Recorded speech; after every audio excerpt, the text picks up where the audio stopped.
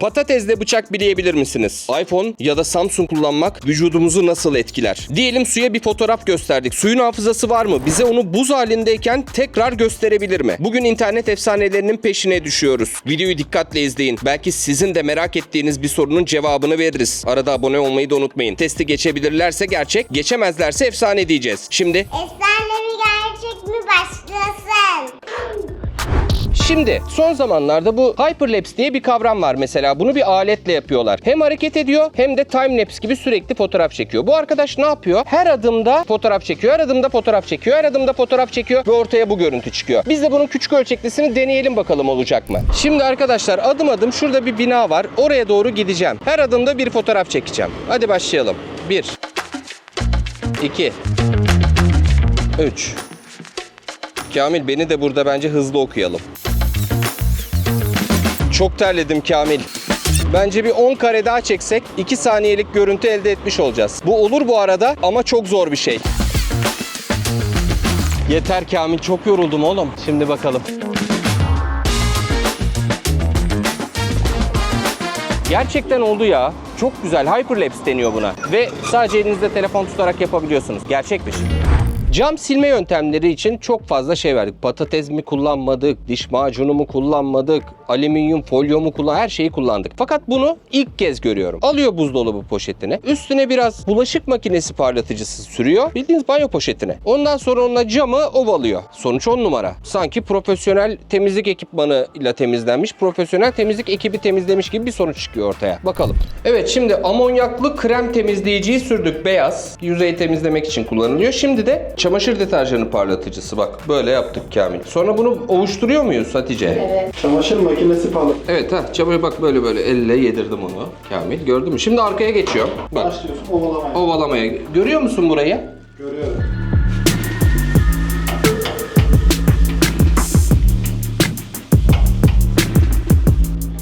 Bulaşık makinesi parlatıcısıymış. Arkadan büyük patrondan şey geldi. Uyarı geldi. Şimdi bayağı bir ovaladım. Hazır mıyız Kamil? Temizliyorum. Korkma Kamil. Temizlediğim yere şimdi bakıyorum. Ayna gibi kendimi görüyorum. Oha. Oha lan. Oha. Bayağı iyi. Bak. Çok iyiymiş Yukarıdan lan. gidelim Bak. abi. Tertemiz Kamil. Gerçekten tertemiz. Burası ya cam mı değil mi belli olmuyor. Kafanı çarparsın vallahi. Süper olmuş. Gerçekmiş. Çok güzel. Yağmur altında harika fotoğraflar çekiliyor. Bakın pet şişenin başına, üst tarafına böyle sıcak iğneyle delikler açıyor. Sonra onu bir sıkıyor. Ama ışıkta gece acayip böyle bir yağmurun altında gibi bir görüntü ortaya çıkıyor. Deneyelim bakalım. Eğer olursa çok iyi fotoğraf diyorsun. Şimdi ısıtıyorum çivinin ucunu. Sadece ucunu sokacağız. Herhalde olmuştur artık.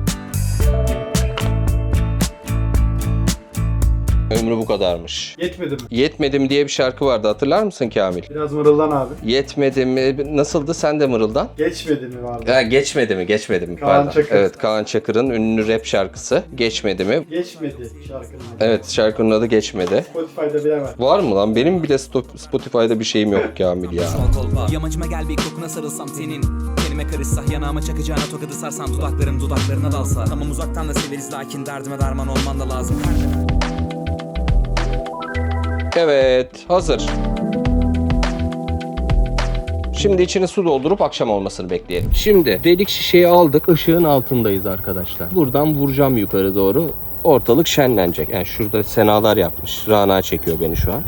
Romantik takılıyorlar. Şimdi bakalım bende olacak mı bu? Onu deneyeceğim. Buralardan böyle fışkıracak, yağmur yağıyor. Slow mo okuyacağız onu. Falan olacak. Donuma kadar ıslanacak. Ve yabancı bir parktayız. Eve nasıl gideceğiz bilmiyorum. Şimdi deniyorum.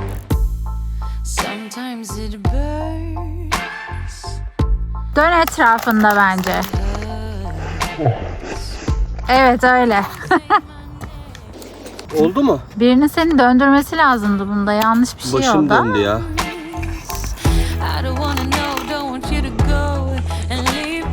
Oluyor da arkadaşlar ben estetik bir adam değilim. O yüzden öyle çok Senalarınki gibi, o yurt dışında olan kızlarınki gibi olmadı ama oluyor. Özellikle slow mo, yani yavaş çekimde. Gerçekmiş. Özellikle bahçe, marangozluk işleriyle falan uğraşanlar ya da evde de olabilir ya, sandalyeyi tutup yaparken bile olur. Tak elinize kıymık batar. Arkadaş diyor ki kıymığı şırıngayla çıkartın. Elimize bir de kıymık batıracağız Kamil. Evet abi. Neyse, yapmadığımız şey değil artık. Yani en azından isteyerek ilk defa yapacağım. Daha önce çok oldu. Çekiyor böyle şırıngayla, pıt diye o kıymık geliyor. Bence burada kıymığın derinliği de önemli. Ama en azından ucunu gördüğümüz kıymığı çıkartabiliyor mu? Onu bir test edelim. Evet, kıymığı bakın telefondan gösteriyorum. Gördün mü Kamil? Yakından çekeceğim. Bak ucunu da böyle yaptım. Ondan sonra bak parmak burada, kıymık burada.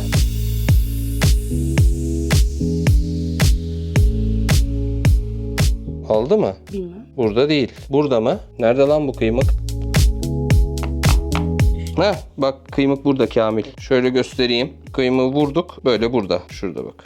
Evet. Hatice'ye bak, doktor gibi aldı. Ya vallahi cerrah Hatice diyeceğim artık ben Hatice'ye. Doktor Hatice. Ama gerçekmiş. Fakat dediğim gibi yüzeysel bir kıymıktı bu. Daha dibe batan şeylerde doktor moktorar. Gerçek doktor. Kıymık sakat. Ama bu yüzeysel kıymıklarda işe yarıyor. Gerçekmiş.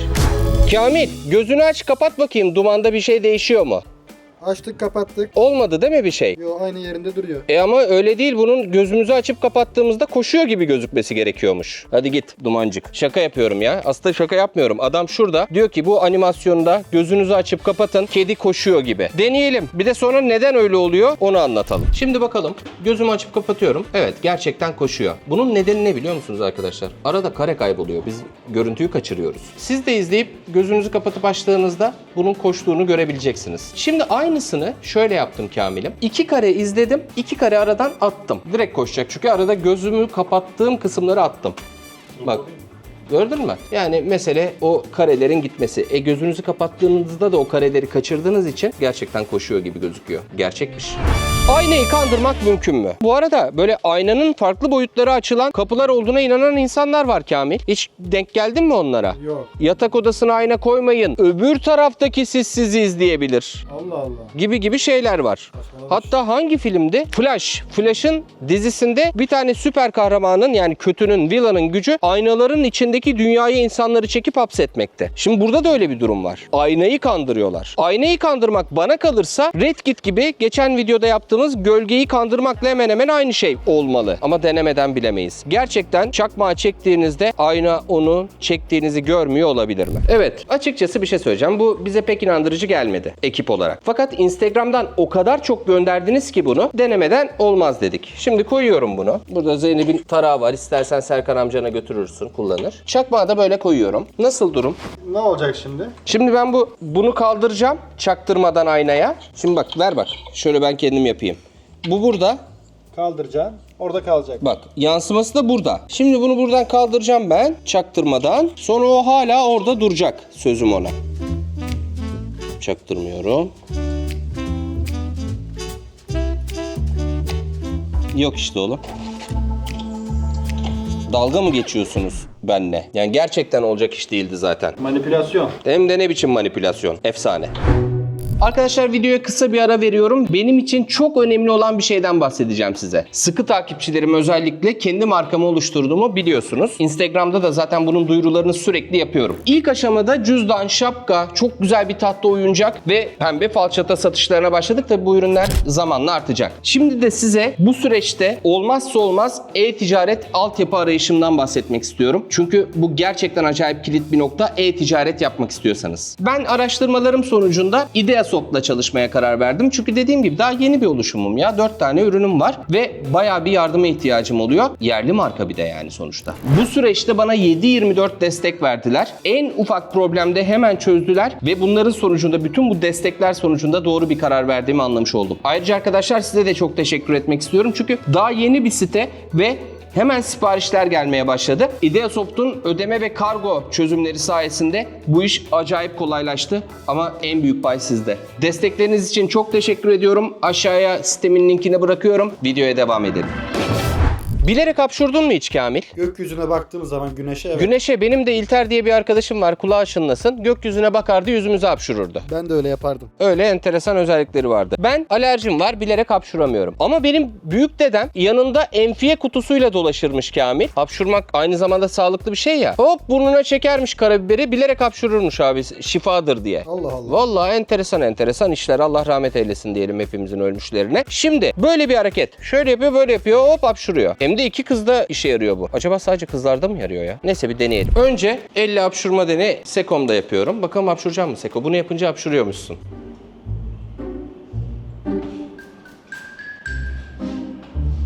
Ayrı yani benim için ayrı bir zevki var da sende pek bir şey olmadı galiba. Çekmeye çalışıyorsun gibi. Değil mi? Yani aradan çıkartacaksın gibi. öyle falan. Evet. Sekom'da olmadı. İçeri gidelim. Başka bir ortama gidelim ofisimizde. Bu arada burnumun yağını da temizledin, iyi oldu. Mis gibi. Şifadır. Yağlıydı, hiçbir şey kalmadı. Değil mi? Şifadır abi. Sekom'un burun yağı. Şimdi gidiyorum. Özge, bir elf var. Elflerde işe yarıyor mu? Mesela elflerde işe yarıyor mu? Yapıyorum. Yok. Yok. Ne o? Hapşurman gerekiyordu. Yok. Demek ki elflerde işe yaramıyor. Biz uzun ömür biliyorsun. Evet aynen. Zaten çok yaşa demelerine gerek yok değil mi onların? Evet. 2000-3000 sene yaşıyorlar. Burada kim var? Işık var mı burada? Işık yok da çekim var sanırım içeride şu an. Sessiz. İçeride çekim var.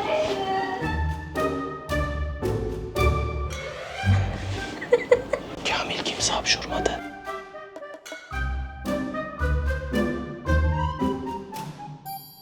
Çok rahatsız edici bir şey ya.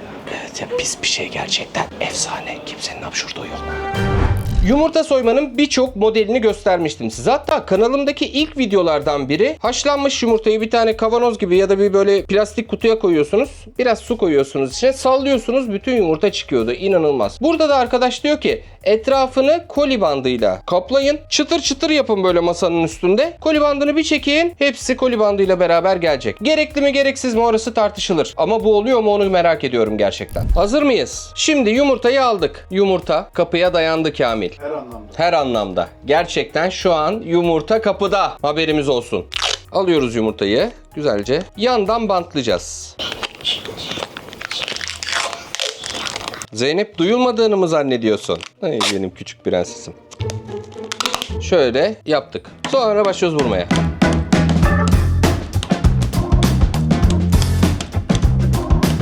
Ne diyorsun Kamil? Bana çok mantıklı geldi. Bana da. Şimdi ucunu bulursak bantın.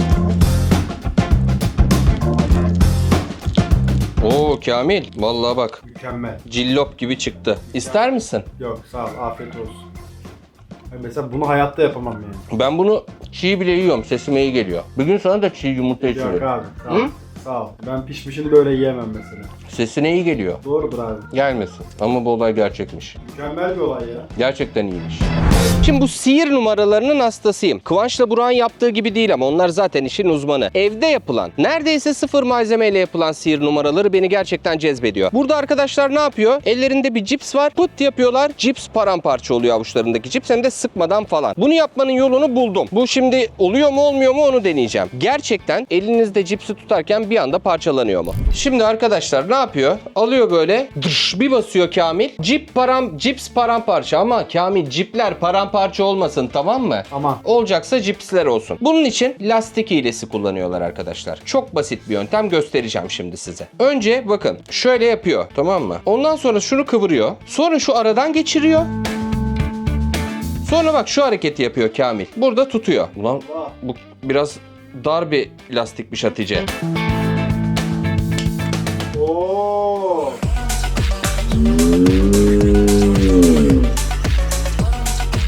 Bir daha Nasıl? yapsana. Yapayım. Bileğe koyduk. Şöyle çevirdik. Sonra şu serçe parmakla yüzük parmağının arasından geçirip şuradan aldık. Ondan sonra da şurada tuttuk şu parmakla. Bak buradan gözükmüyor. Yani bu dar bir lastik olduğu için çok elimi sıktı. O yüzden gözüküyor. Sonra koyuyor. Sonra böyle yapıyor. Allah, denk gelmedi ki. Çok iyi ya. Güzel yöntem. Gerçekmiş. Kandırabilirsiniz insanları bununla.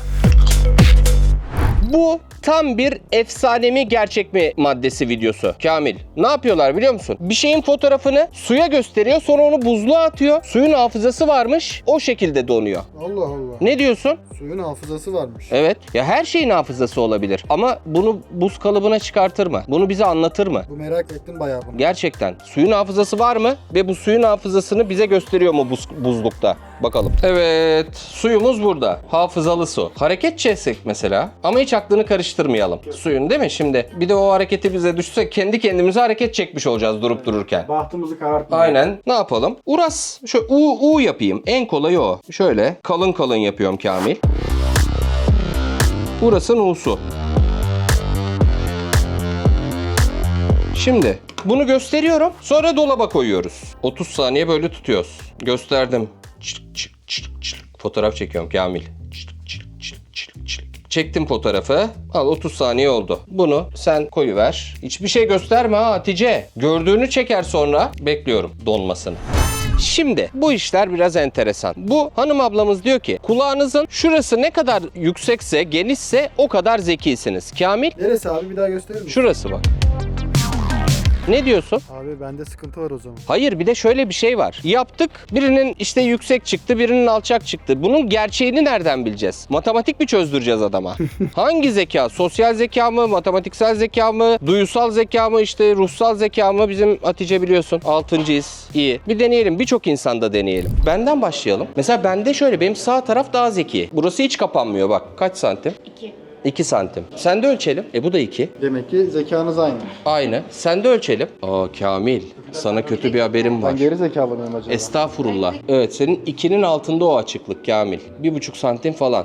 Ya ona göre. Bakmam da yok zaten. Belki herkes, ya abi kimse aynı değil. Kaan'a bakalım. Bunun da 2'nin altında. Çünkü kıvrılıyor abi. Şimdi şöyle bir durum var. Benim kıvrım yok. Elbette benimki daha geniş çıkacak. Acaba kulak büyüyor ya yaş aldıkça. He, olabilir. Ferdi hepimizden yaşlı. 82 yaşında Ferdi. Evet. Merhaba evladım, hoş geldin. Ölçüyorum. Oğlum Ferdi'nin 1 santim lan. Bak Ne oldu? Ne işe yarıyor bu? kanka, burası ne kadar darsa o kadar. Gerizekalı mıyım ben? Ya estağfurullah, ne kadar genişse o kadar zeki oluyorsun diyeyim hani şey. Ferdi'nin 1 santim, oğlum ben Ferdi'nin zekasına kefilim ya. Adam zaten Benim zekama kefil değil misin? Benden niye öyle? ama seninki benimkinden çok az dar çıktı. Ferdi'ninki benim yarısı. Benim tezim çürüdü. En zekimize geldik. Ne yapıyorsun oha. 2,5. Oo maşallah. Maşallah benim sekoma ya. Zeki Serkan abi. 2,5 seko. Ne oluyormuş öyle olunca? Ne kadar bu şuradan kulak kıvrımına kadar giden genişse o kadar zeki oluyor musun? Ona zeki mi deniyormuş? He. Ona kepçe kulak deniyor. Neyse, bir şey yorum geldi, ayrı bir konu. Ben Barış Kağan'ı merak ettim abi. Allah. 3 milim. Barış Kağan'ınki bak görelim. Ay yok abi, herifin baksana şuna, 8 santim. En zekimiz Barış Kağan. O kadar haklı, o kadar haklı. Direkt efsane olduğunu şu an itibariyle kanıtlamış oluyoruz. Yani direkt yani Barış Kağan, direkt olayımız efsaneymiş. Barış Kağan'ın zekasına bir lafım yok. Müthiş ya. Ama hepimiz ortalama zekada insanlarız yani sonuçta. O yüzden herkesinki biraz fiziksel, bu fiziksel gibi geldi bana. Efsane. Evet, buzumuz geldi. Kamil, hiç de içinde U görmüyorum ya. Hiçbir şey yok Kamil. Bir baksana. Abi şimdi ben de hiçbir şey göremiyorum yani. Yok, gözükmüyor. Suyun hafızası varsa bile fotoğraf çekme şeklinde değil. Olsaydı olurdu. Bak hatta şöyle elime alabiliyorum. Bak buzu da kırdım. Hiçbir şey gözükmüyor Kamil. Gördün mü? Hiçbir şey yazmıyor. O kadar U karaladık biz burada ya. Haksız mıyım? Evet. Buzun hafızası yok. Varsa da böyle gözükmüyor. Efsane. Şimdi arkadaşlar şöyle bir video gördüm. Bu videoda ne oluyordu? Böyle AirPod'u dokunarak yapıyorsunuz ya. Dokunarak yapmıyor adam. Kafasına vurup şarkıyı değiştiriyor. Onu denemek istiyorum şu an. Şimdi bakın. Telefon burada. Çalsın, tamam mı? Şöyle yapayım hatta. Stromae'ye bayılıyorum, Stromae'nin şarkısı. Şöyle hop değişiyor. Şimdi yine Stromae'ye geldi. Peki kafaya vurunca ne olacak? Ona bakıyorum. Insomnia Fateless. Sert vurmak lazım ama. Ha bak, severim. Benim playlistim de birbirinden çok acayip farklıdır ha. Bak şimdi de Kahraman Deniz var. Şimdi kim gelecek? Bu kim? Semi Cenk geldi. Neyse, değişiyor ama görüyorsunuz. Gülizay'la geldi şimdi de. Gerçekmiş. Acıyor ama. Şimdi yine bir Pakistanlı, Hintli mi artık hangi abimiz bilmiyorum. İkisinden biri zaten hemen hemen aynı. Mikroskop yerine lazer kullanarak suyun içindeki mikroorganizmaları görebildiğinizi iddia ediyor. Bakın ne yapıyor? Ucunu tutuyor, şırıngaya su koyuyor. Hafif ucundan böyle Kamil. Böyle çıkıyor o su. Buradan lazeri bir vuruyor, sabitliyor sistemi ve duvara projeksiyon mikrop gözüküyor. Ya da artık çok hücreli gözükmeyen canlılar da olabilir. Onu göreceğiz. Gerçek mi değil mi? Önce pis bir sudan almamız gerekiyor. Aslında bir temiz bir pis sudan alalım ki aradaki farkı da göstermiş olalım size. Şimdi arkadaşlar alıyorum suyu. Bak Kamil. Hafif ucundan şöyle bel verecek. Ne akıyor? Allah hakkı. Neyse onu burada yapalım. Çok ince bir çizgi bu arada. Şimdi şuradan bir tutmaya çalışayım bakayım ne olacak onu bir görelim. Lazeri sabitlememiz gerekiyor bence. Yakılan bir şeyler gözüküyor ha Kamil. Geleceğim şimdi oraya. Gerçekten bir şeyler gözüküyor. Bir dakika. Lazeri sabitliyoruz. Bir de ortamı karartacağız.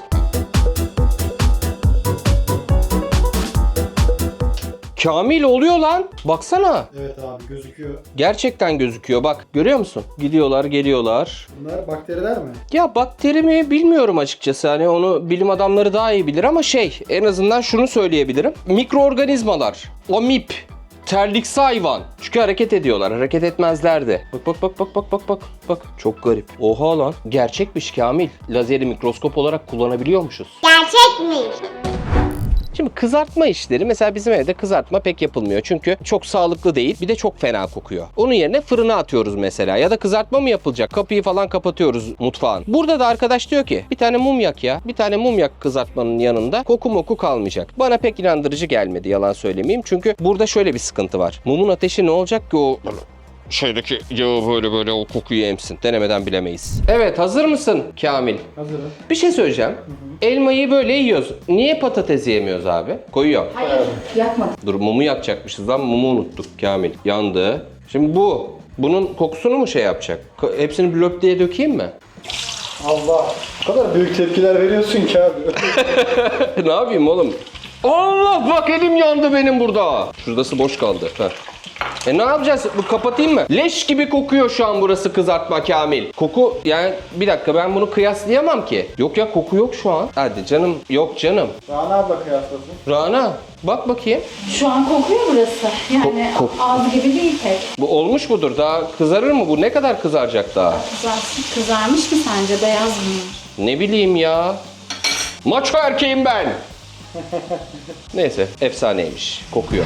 Salatalıkla ilgili çok fazla şey yaptık. İşte kesmediğimiz mi kalmadı? Yurt dışından hatırlıyor musun? Kamil Babaçko Fransa'dan getirmiştim. Aynen. Kaan buraya görüntüsünü koyarsın. Acayip şeyler gördük. Buradaki half Çinli, half Amerikan, yarı Amerikalı, yarı Çinli arkadaş da salatalığı ortadan ikiye kesiyor ve böyle sürtüyor böyle sürtüyor. O köpükleniyor böyle. Sonra diyor ki o köpük bir de lezzetli diyor ya hiç denemediniz mi diyor. Deneyelim. Salatalık Kamil nasıl? Süper. Güzel, gayet muntazam. Ortadan bölüyorum şöyle. Allah bölemedim ya. Allah kahretmesin ya. Neler oldu, neler geldi başımıza. Dur şurada şöyle yapayım. Şöyle düzleyelim. Düzlememiz lazım çünkü. Gitti salatanın bir kısmı mundar oldu ama oldu. Şimdi başlıyorum sürtmeye.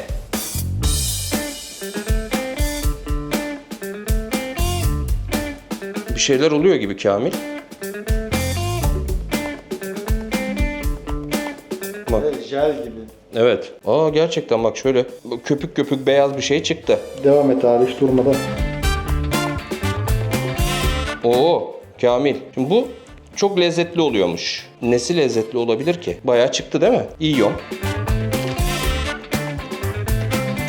Ucunu yeseydin ilk önce ya. Komple attın ağzına. Evet çok hırslı davrandık. Şu üsttekini yiyeceğim. Kamil. Salatalık hala aynı salatalık. Evet o beyaz şey çıkıyor. Orası gerçek ama lezzet kısmı bence efsane. Bir de bir şey daha var. Bu beyaz şey alıyorum böyle Kamil. Göz altına sürüyorum böyle. Yediriyorum böyle. Güzelleşmek için. Evet çok güzel oldum değil mi? Bayağı fark etti ya. Ama bu arada o bilgi gerçek. Biraz yaparsanız yani bir süre işte bir hafta falan göz altları cillop gibi oluyor.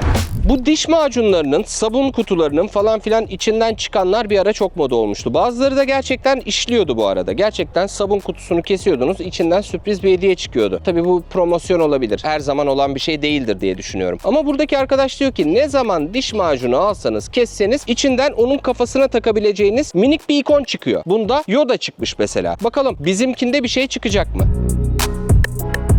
Şimdi aldık şu diş macununu, keseceğim. İçinden Yoda ya da ona benzer bir şey çıkacak kapak olarak. Bak hiç kaydı kesme ondan sonra Kamil. Kaan'cığım sen de burada full olarak kullan ki bir katakulli yapıyoruz sanmasınlar. Gerçi izleyicim beni öyle şey yapmaz. Kesiyorum şu dibinden.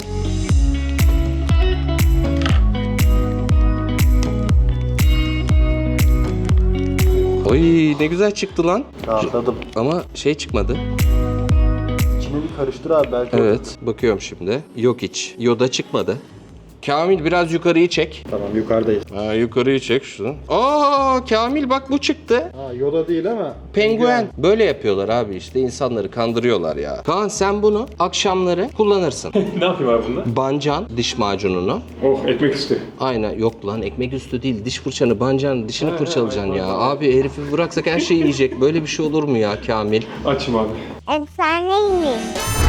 Şimdi arkadaşlar şu söyleyeceğim madde hepinizi ilgilendiriyor. Gerçekten bakın herkesi ilgilendiriyor. Çünkü cep telefonu kullanan herkesi ilgilendiren bir şey. Diyorlar ki Apple kullananların parmakları böyle deforme oluyor. Böyle serçe parmakta bir yamukluk. Samsung kullananların da avucunda bir deformasyon oluyor. Yani Android kullananların diyelim. Şimdi bunu gerçekten merak ediyorum. Tek başıma deneyeceğim. Ben iOS kullanıyorum. Gerçi Android'im de var ama daha çok iOS kullanıyorum. O yüzden iOS olarak kendime örnek alacağım ve birkaç Androidçi bulacağım. Acaba gerçekten herkeste bu deformasyon oluyor mu? Çocuklarımıza geçer mi Kamil bu deformasyonlar? Abi bilmiyorum. Geçebilir. Niye geçmiş? Kaç kuşak sonra Aynen. Yaklaşık 250 bin kuşak sonra parmaklar belki öyle yamuk olur. olabilir. Şimdi bir deneyelim bakalım buna.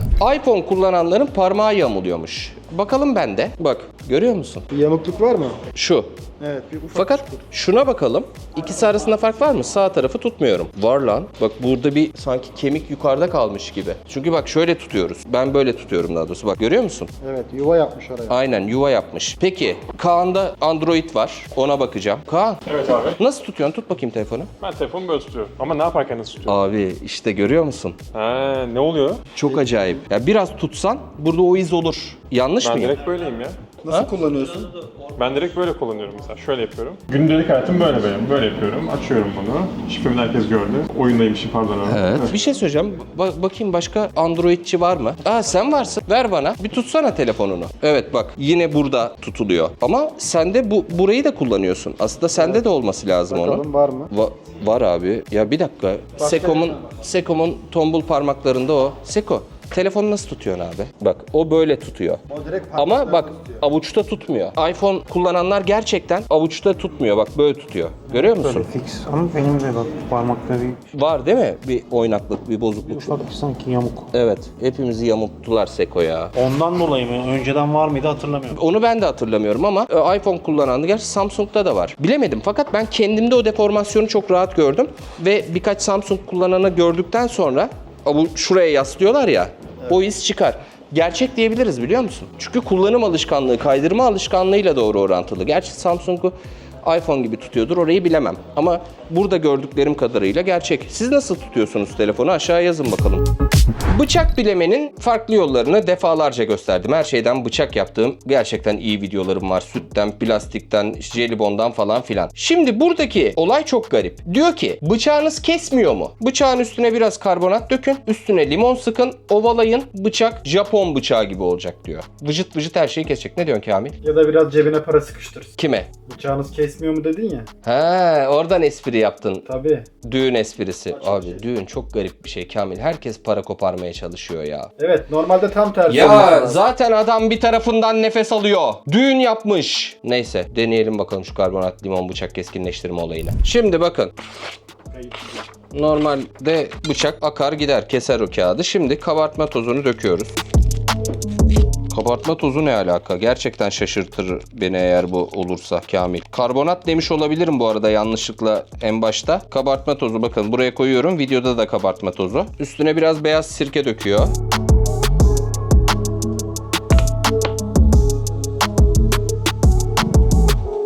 Cosladı. Coslama diye tabir ettiğimiz. Ondan sonra patatesle ovuyor.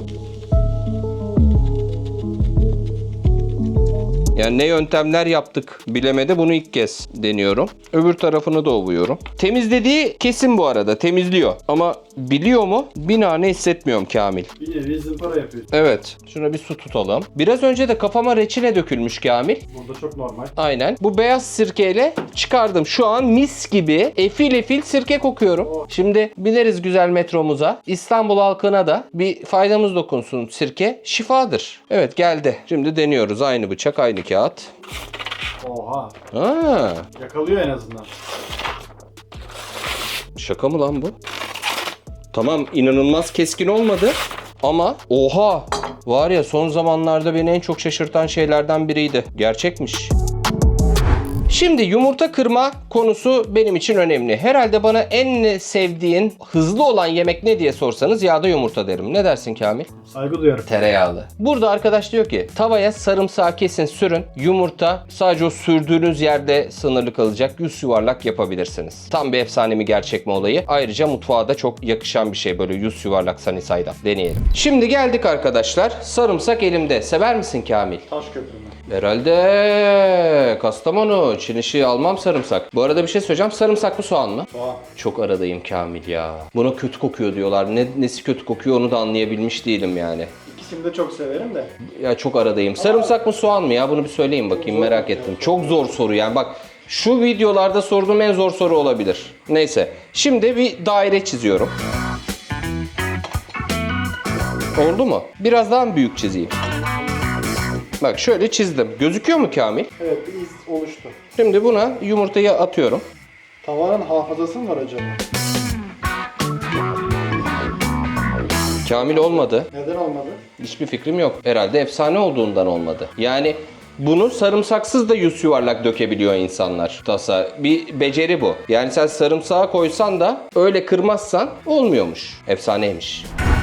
Bu ketçap, mayonez falan böyle şeylerle ilgili bayağı life hack yaptık. Fakat böylesini hiç yapmamıştım. Hani böyle ketçapların kafasında böyle bir şey vardır Kamil. Çentik. Çentik değil ya, içinde hani böyle bir... O yuvarlak. Evet, böyle çıkartırsın onu. Elin ketçap olur. Jelatin gibi. Heh, evet, jelatin gibi. Onu diyor açmanıza gerek yok. Ketçapın veya işte sosun zaten başındaki o başlık onu açmak için yapılmış. Böyle. Ve tam denk gelir diyor, haberiniz olsun diyor. Deneyelim bakalım. Şimdi malzeme burada Kamil, görüyor musun? Görüyorum. 27.02.2025'te son kullanım tarihi varmış. O daha var. Var. Bunlara dikkat edelim, yoksa sıvı kaybı yanlış yerden oluyor diyeyim. Yerimizden çık. Evet, terlemiyorsun sıvıyı kaybetmek için. Aman arkadaşlar, tamam mı? Şimdi açıyoruz. Bak, cillop gibi sıfır. Bunu normalde buradan böyle şöyle çık çık çık parmakla da zor oluyor ha. Öyle kolay da değil yani. Şuradan alıyorsun. Sonra bir de pis, onu nereye koyacaksın? Bir ton dert. Şimdi açıyoruz. Şurası var ya Kamil'im. Bak arkadaşlar, şurası. Onu buraya getiriyoruz.